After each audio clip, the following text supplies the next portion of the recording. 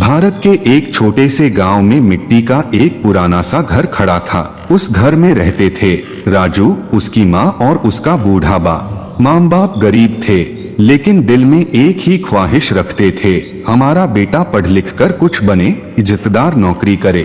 राजू मेहनती था, मगर पढ़ाई से जी चुराता। रोज स्कूल का बैग लेकर घर से निकलता, लेकिन स्कूल की जगह दोस्तों के साथ होटल में बैठकर चाय पीता, सिगरेट फूकता और मौजमस्ती करता। जब छुट्टी का वक्त होता तो मासूमियत से घर लौट आता, जैसे पूरा दिन पढ़ाई में गुजार दिया हो।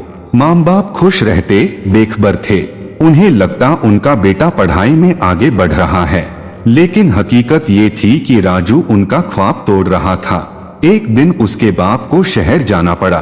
थकान से चाय पीने होटल गया तो आंखें फटी की फटी रह गईं। सामने उसके बेटे राजू को दोस्तों के साथ हंसी मजाक करते देखा।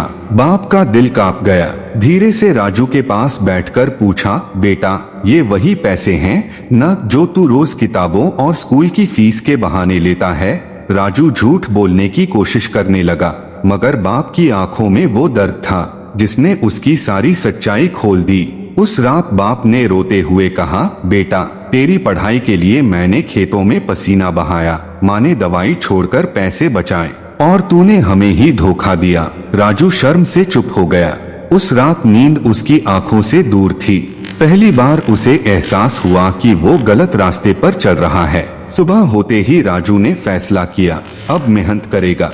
पढ़ाई छूट चुकी थी तो उसने मजदूरी शुरू की। ईंट ढोई, ठेला खींचा, जो काम मिला कर लिया। जो भी कमाता माँ के हाथ पर रख देता। माँ बाप खुश भी थे और दुखी भी। खुश की बेटा बदल गया, दुखी की वो सिर्फ मजदूर बनकर रह गया। आखिरकार उन्होंने सोचा, परदेश भेज देते हैं, शायद वहाँ की कमाई से घर की हालत बदल जाए। राजू भी तैयार हो गया। बाप ने जमीन का एक टुकड़ा बेचकर वीजा और टिकट का इंतजाम किया। राजू सऊदी अरब पहुंच गया। शुरू में छोटे मोटे काम किए, लेकिन तनख्वाह बहुत कम थी। फिर एक काम मिला, रेगिस्तान के बीच एक फार्म पर बकरियों, ऊँटों और खजूर के बाग की देखभाल। तनख्वाह अच्छी थी, मगर जगह सुनसान। चारों तरफ सिर्फ रेत और सन्नाटा, न कोई इंसान न परिंदा। हर 15 दिन में मालिक राशन देकर चला जाता। राजू ने इसे अपना नसीब मान लिया। दिन गुजरते गए, रातें अकेलेपन में बीतने लगी। एक रात आंधी और बारिश ने रेगिस्तान को हिला दिया। राजू को दूर से चीखने की आवाजें सुनाई दी। डरते डरते जब बाहर निकला तो देखा 5 अरब लड़कियां गाड़ी के पास खड़ी मदद के लिए पुकार रही थीं।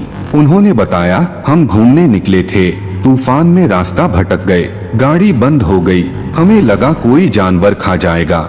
राजू उन्हें अपने फार्म पर ले आया, पानी दिया, चूल्हा जलाकर चाय बनाई और खुद जमीन पर बैठकर चौकीदारी करता रहा। बरसों बाद इंसानी आवाजें सुनकर उसके दिल में सुकून उतर आया।